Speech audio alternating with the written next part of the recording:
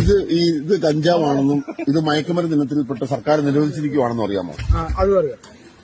അത് എന്ന് നിരോധിച്ച്, ആര് നിരോധിച്ചു, കേരളത്തിലെപ്പം നിരോധിച്ചെന്ന് എല്ലാം അറിയാം. അതിനെപ്പറ്റി അറിയാം. ഇത് ഈ പറയുന്ന സംഭവം മയക്കുമരുന്ന് വെച്ചിട്ട് കേരളം മുഴുവൻ ഡ്രഗ്സിന് അഡിക്റ്റ് ആയിട്ടുള്ള ഒരു കൂട്ടം ആൾക്കാരാണെന്നുള്ളതിനെ പറ്റി അറിയാമോ? അതല്ല, അതിനെ ഒരു കൂട്ടം ആൾക്കാര് എന്നെ സാറിന് ഇപ്പൊ ഒരു പഞ്ചായത്തിൽ 1000 പേരുണ്ടെങ്കിൽ അതിലൊരു 10 പേരെ കഞ്ചാവ് അടിക്കുന്നുള്ളൂ. പക്ഷെ ഈ 1900 പേരും മദ്യം അടിക്കുന്നു. അപ്പോൾ ഒരു സ്ഥലത്ത് പ്രശ്നം നടന്നു കഴിഞ്ഞാൽ ഏറ്റവും കൂടുതൽ പ്രശ്നം ഉണ്ടാക്കുന്ന മദ്യം കൊണ്ടല്ലേ. ഇവിടെ പിടിക്കുമ്പോൾ ജനങ്ങൾ പറയുന്ന ഉണ്ടാക്കുന്നതാണ് കഞ്ചാവ്.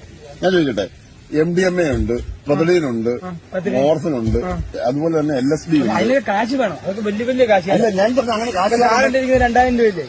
ഈ 2000 രൂപയുടെ ഡബിൾ വേണം MDMA മേടിക്കാൻ. ഞാൻ പറഞ്ഞ ഈ 2000 രൂപ നീ ഇത് വിട്ടിട്ട് കിട്ടിയ കാശുണ്ട്. പക്ഷെ ഈ 2000 ഡബിൾ വേണം MDMA മേടിക്കാൻ. അപ്പൊ ആരും പോവും. ഞാൻ പോകത്തില്ല ഒരിക്കലും. എനിക്കത് എത്ര പങ്കുണ്ടെങ്കിലും ഞാൻ MDMA കാശ്. അപ്പൊ നീ ഇപ്പോഴും വിചാരിക്കുന്നതും വിശ്വസിക്കുന്നതും ഈ മയക്കുമരുന്ന് വിൽക്കുന്നത് തെറ്റല്ല എന്നാണ്? മയക്കുമരുന്ന് എല്ലാം തെറ്റാണ്.